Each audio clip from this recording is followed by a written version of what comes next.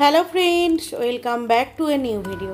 আবার চলে এসেছি নতুন একটা ভিডিও নিয়ে। তো আজকে একদম সহজ এবং ব্যাচেলারদের জন্য একদম ইজি রেসিপি, ডিম ভুর্জি রেসিপি, মশলা এগ ফ্রাই। তো এত সুন্দর এটা টেস্ট, না বানিয়ে খেলে কিন্তু বুঝবেন না। আর রুটি বা পরোটার সাথে খেতে জাস্ট জমে যাবে। তো চলুন তাহলে রেসিপিতে যাওয়া যাক। তো আমি গ্যাসে একটা কড়াই বসিয়ে দিয়েছি, বা প্যান, ফ্রাই প্যান যেটাই বলতে পারেন সেটাই বসিয়ে দিয়েছি। যাতে খুশি আপনাদের ইচ্ছা সেটাতেই করে নিতে পারেন। তো এখানে কড়াই বসিয়ে দিয়ে আমি ওতে 1 চামচ, একদম মাত্র 1 টেবিল স্পুন তেল দিয়েছি। আর এতে একটুখানি কালো জিরে দিয়ে দিয়েছি। তো কালো জিরেটা দিলে কি হবে, কালো জিরের কিন্তু অনেক ঔষধি গুণও আছে, আর কালো জিরের একটা সুন্দর স্মেলও আছে, যেটার কারণে খাবারের স্বাদ এবং গন্ধ দুটোই কিন্তু খুব ভালো বাড়িয়ে দেয়। এখানে আমি দিয়ে দিলাম 5 থেকে 6টা ডিম। আর আমি দু রকম ডিম পাইল করে দিয়েছি, সেটা হচ্ছে হাঁসের ডিম আর পোলট্রির ডিম, পোলট্রি মুরগির ডিম। তো দু রকম ডিম আমি পাইল করে দিয়েছি, টেস্টটা এতে আরও ভালো হবে। এরপরে দিয়ে দিলাম আমি রক সল্ট, যেটা হচ্ছে ব্ল্যাক সল্ট বলে, যেটাকে যাই বলেন, বিট নুন যাই বলেন, সেটাই দিয়ে দিলাম। আমি এমনি নুন ব্যবহার করিনি। আর 2-4টে দানা চিনি। চিনিটা দিলে কি হয়, টেস্টও ভালো হয় আর রঙটাও একটু লালচে লালচে মতো আসে। তো যদিও আপনারা চিনিটা নাও ব্যবহার করতে পারেন, ইচ্ছা গেলে করতে পারেন, না হলে দরকার নেই। তো এবারে ডিমটাকে ভালো করে নাড়াচাড়া করে করে ভাজা ভাজা করে নিতে হবে। ওই শুধুমাত্র 1 চামচ তেলেই কিন্তু পুরো ভাজাটা হয়ে যাবে, আর কোনো বাড়তি তেলের প্রয়োজন হবে না। সামান্য একটু লঙ্কার গুঁড়ো দিয়ে দিলাম আমি, কাশ্মীরি মির্চ পাউডার। এরপরে দিয়ে দিলাম ছোট্ট একটা চামচের 1 চামচ গোলমরিচের গুঁড়ো। গোলমরিচের গুঁড়ো কিন্তু খুব হেলদি জিনিস। এটার ঝালটা খুব চড়াও লাগে না, কিন্তু একটা সুন্দর গন্ধও ছাড়ে আর খেতেও ভালো লাগে। তাই আমি গোলমরিচের গুঁড়ো আমি রান্নাতে প্রায়ই ব্যবহার করি, আমার খুব ভালো লাগে। তো দেখুন ডিমটা আমার একদম পুরো ভাজা ভাজা প্রায় হয়েই গেছে। এরকমও আপনারা নামিয়ে নিতে পারেন, আবার খুব ভালো করে একদম ঝুড়ো ঝুড়ো করে ভেজেও নামিয়ে নিতে পারেন।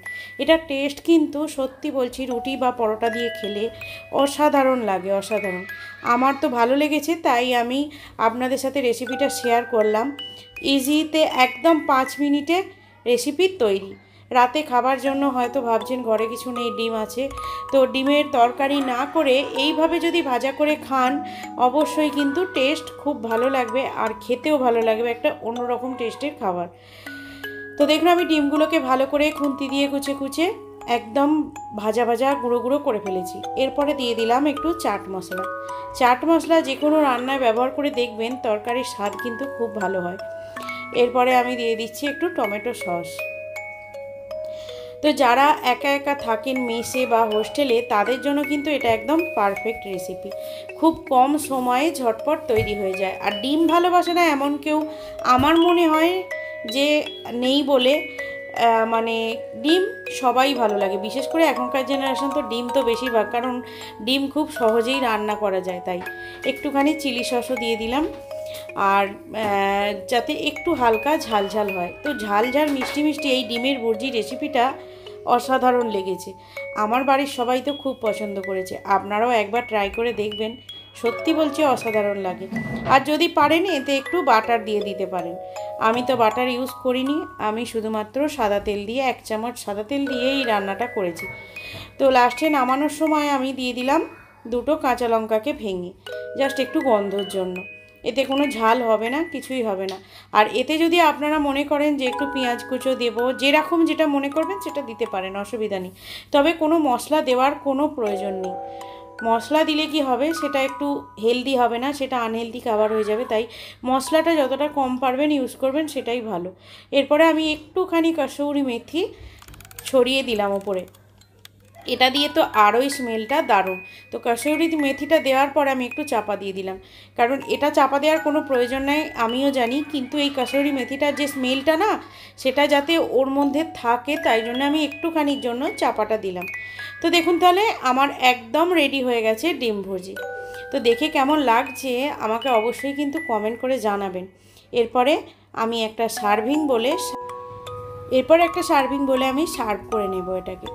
তো খাবার জন্য এটা একদম রেডি, আর খুব কম সময়ে পারফেক্ট রেসিপি। তো দেখুন আমি একটা সুন্দর বাটিতে এটা সার্ভ করে নিচ্ছি, আর একদম গরম ধোঁয়া বেরোচ্ছে।